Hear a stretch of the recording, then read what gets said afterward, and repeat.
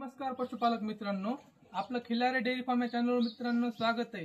तर मित्रांनो, आज आपण पाहणार आहोत की म्हैस वेल्यानंतर घ्यायची काळजी कशी, तर त्याची आपण या व्हिडिओमध्ये पाहणार आहोत। तर मित्रांनो, सर्वप्रथम तुम्ही आपल्या चॅनलला खिल्लारे डेअरी फार्म या चॅनलला नवीन असाल तर आपल्या चॅनलला सबस्क्राइब करा आणि आपली बेल आयकॉन दाबून ठेवा, कारण जेणेकरून आपले अशीच माहितीचे नवीन व्हिडिओ आपल्याला प्रत्येक टाकल्या आपल्यापर्यंत पोहोचतील।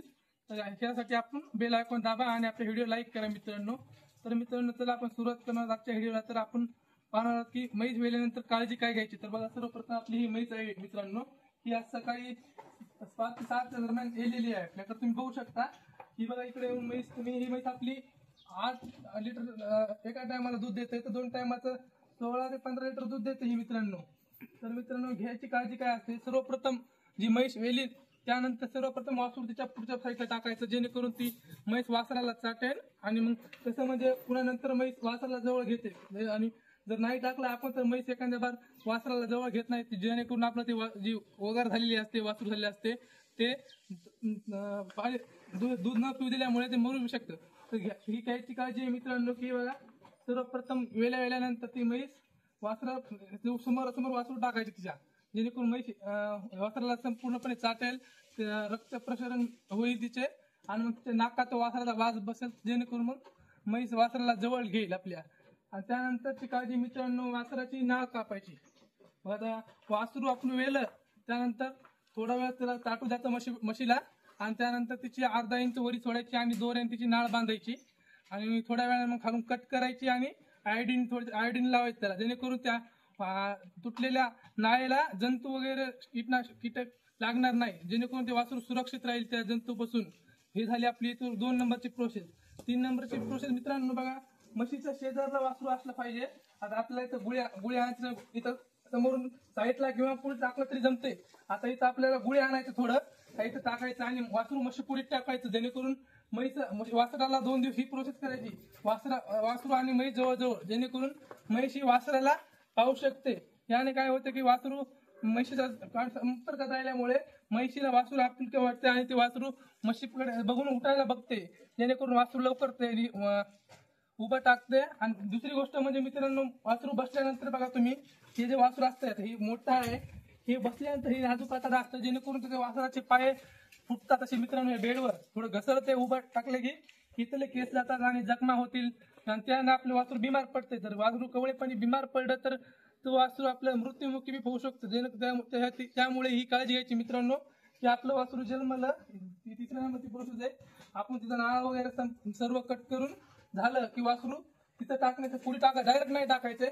तिथं आधी बघा तुम्ही गुळी असते, आपल्याकडे सोयाबीनची गुळी असते, असे ते गुळी असतात तिथं भरपूर जण थोडे एवढी जागा त्या गुळ्यानं व्यापायची आणि त्या गुळी त्या पूर्ण जागेवर टाकायचं, त्यावर आपलं वासरू ठेवायचं, जेणेकरून ते वासरू घसरून पडणार नाही आणि त्याची चट्टे पडणार नाही पायाला, अशी ही माहिती घ्यायची। त्यानंतर मित्रांनो, गेल्यानंतर मग 2 ते 3 तासात म्हशीचं चिक काढून घ्यायचा मित्रांनो, जेणेकरून मग चिक काढता आणि पुन्हा सर्व चिक नाही काढायचा मित्रांनो। आपण काही जण काय करतात, सर्व चिक काढतात मित्र, सर्व चिक नाही काढायचा, कारण की म्हशीच्या दुधात चिकामध्ये जे नॉर्मल दूध असते त्याच्यापेक्षा 10 पटीने प्रोटीन असते मित्रांनो। तर त्यामुळे ते सर्व चिक न काढला की आपण त्या म्हशीला कॅल्शियमची कमी होते। कॅल्शियम दुधात, त्या चिकात कॅल्शियम आणि प्रोटीन भरपूर असते, ज्या नॉर्मल दुधापेक्षा 10 पटीने जास्त असते त्यामध्ये। तर त्यामुळे सर्व चिक न काढता म्हशीचा अर्धा चिक काढायचा। हे 2-3 जोपर्यंत 2 दिवस चिक असतं पुन्हा कच्चं दूध असतं, तर तो अर्धा चिक काढायचा 2 दिवस, आणि त्यानंतर मग 3 दिवसानंतर पूर्ण दूध पुऱ्या क्षमतेने काढू शकता मित्रांनो। ते 3 दिवस तुम्ही असंच करायचं की अर्धा चिक काढायचा आणि अर्धा वासरा ठेवायचा पुन्हा। आणि मित्रांनो, म्हणजे वासरू वेल्याला ते उभा टाकू शकत नाही, तर त्याला हळपून आपण दूध काढणं झाल्यानंतर तो चिक काढल्यानंतर त्याला आपण एक साईडनं हळूच त्याला पकडून थानाला लावायचं, जेणेकरून ते चिक वासराने पेन हे फार महत्वाचं आहे मित्रांनो। कारण जर वासराने चिक नाही पेला तर वासरू लवकर त्याच्या क्षमतेने उभा टाकू शकत नाही, किंवा मग एकदा जर चिक नाही पेला की त्याच्यात कमकुवतपणा येतो। त्यामुळे हे चिक पाजणं वासराला एकदम गरजेचं आहे आणि तो म्हशीलाच पाजणं गरजेचं आहे। काही जण म्हणतात आम्ही चिक काढून वासराला बाटल्याने पाजू, तर बॉटलने नाही जमणार मित्रांनो। तर वासराला चिक येल्यानंतर ते पहिले 3 दिवस ते वासराला चिक पाजला पाहिजे आपण म्हशीच्या थानानेच।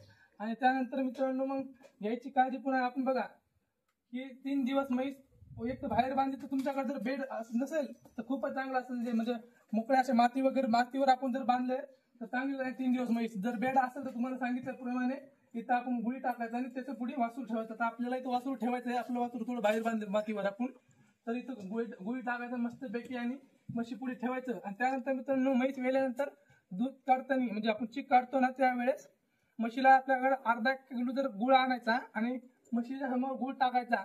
गुळ खाऊ घालून म्हशीला पाणी पाळायचं 30 लिटर. जर तुम्ही शरबत केलं तर खूपच चांगलं राहील मित्रांनो. या उत्तर भारतामधला उपाय आहे. जे तिकडे लोक काय करतात, तर म्हशीचं कॅल्शियम वाढण्यासाठी प्रोटीन वाढण्यासाठी गुळ खाऊ घालतात. तर मित्रांनो एकदा आपण गुळ आधी खाऊ घालायचं पाणी द्यायचं किंवा मग पाण्यामध्ये गुळ मिसळून दिला तर खूपच चांगलं राहील मित्रांनो. अर्धा 1 किलो गुळ सहज येतो 50-60 रुपयात. तर ते आणायचं आपण आणि 50-60 रुपयाचा गुळ त्या पाण्यात मिक्स करायचा 40 लिटर मध्ये आणि त्या म्हशीला द्यायचं. त्यानं काय होईल, म्हशीला पोटॅशियम आपलं प्रोटीन वाढेल आणि कॅल्शियम वाढेल, जेणेकरून म्हैस कमकुवत पडणार नाही. आता बघू शकता ही म्हैस वेल्यानंतर तुम्ही किती म्हणजे कमकुवत झालेली आहे. तिचे आता भरपूर रक्त बी जात आहे. त्याच्याने आता ती रिकवर होण्यासाठी तिला टाइम लागतो. त्यामुळे आपण हिला 3 दिवस गुळ खाऊ घालायचा. आणि तुमच्याकडे कोथिंबीर असली तर कोथिंबीर थोडी 1 जुडी खाऊ घालायची हिच्यासाठी. ती कसं म्हणजे इथं जे कमकुवतपणा आहे ते अंगातून निघून जाईल. आता 2-3 दिवस हिला रिकवर व्हायला लागतील. आणि मित्रांनो म्हैस वेल्यानंतर तुम्ही काही जण लगेच कोरडी वरण टाकतात, ओली वरण टाकतात, तसं नाही मित्रांनो. आता बघू शकता आम्ही ही वेली म्हैस थोडासा आम्ही फक्त कोरडा भुसा टाकलाय मित्रांनो. हा बघा झाड आहे, हा झाड पडूस तर तुम्ही कोणची वरण म्हणजे पोट भरीला देऊ नका, जेणेकरून आता बघा ही 8 तास बेजार होती मित्रांनो. व्हायच्या आधी 1-2 तास ही कळा मारते, जेणेकरून वासरू बाहेर निघाव. आणि त्यानंतर पुन्हा वेल्यानंतर ही झाड बाहेर पडा म्हणून धक्का मारते म्हणजे पुश करते, झाड खाली पडा म्हणून. त्याचं मग जास्त अन्न पोटात असलं तिला ते पुश करता येणार नाही. त्यामुळे तुम्ही थोडीशीच वैरण टाका, म्हणजे जेणेकरून तिला बी बगबगी होणे म्हणून ती थोडीशी वैरण टाकायची तिला, जेणेकरून आपल्या बघा तुम्ही आता इथं वासरू असतंय, आता इथं खाल्लेलं इथं जाते सर्व, तर ते आपण असं पुश करताना तिला अडचण येते. तर थोडीशी वैरण टाकायची आणि आपण पुश बघा ते झाड पडला की मग आपण एकदा तिला मस्त धुवायची चकाचकीत आणि तिला वैरण टाकून द्यायची. जी हिरवी वैरण ग्वाळी वैरण असेल ते पोटभर. आणि मग सांजच्या परत दूध आपल्याला सुमारे 7 ते 6 मध्ये काढून घ्यायचं सांजच्या परत सकाळी काढल्यानंतर. आणि जर म्हणजे दुपारी वेली असेल तर तुम्ही लगेच एका तासाने एक दीडला येईल तर एका तासाने दूध काढायचं. जे तुम्हाला सांगितली ती प्रक्रिया करायची. थोडं उशिरा दूध काढलं तरी जमेल, पण मित्रांनो चीक काढताना सर्व दूध काढू नका, जेणेकरून म्हशीचा आधीच कॅल्शियम कमी झालेलं असते याच्यामुळे इथं डिलिव्हरी झाल्यामुळे. त्यामुळे आपलं सर्व कॅल्शियम वाया जाऊ नये म्हणून तिथं तुम्ही अर्धा चीक काढजा. आणि याप्रमाणे आपली म्हशीची काळजी घ्यायची 4-5 जे सांगितले तुम्हाला मी या व्हिडिओमध्ये. आणि आपली अशीच माहिती घेण्यासाठी आपल्या चॅनलला सबस्क्राईब करा मित्रांनो, युट्यूब चॅनलला खिलारी डेअरी फार्म. आणि असेच नवनवीन व्हिडिओ पाहण्यासाठी आपली बेल आयकॉन दाबा आणि या व्हिडिओला लाईक करा. तुम्हाला आवडला असेल तर कमेंटमध्ये नक्की सांगा की आपली माहिती कशी वाटली मित्रांनो. जय हिंद.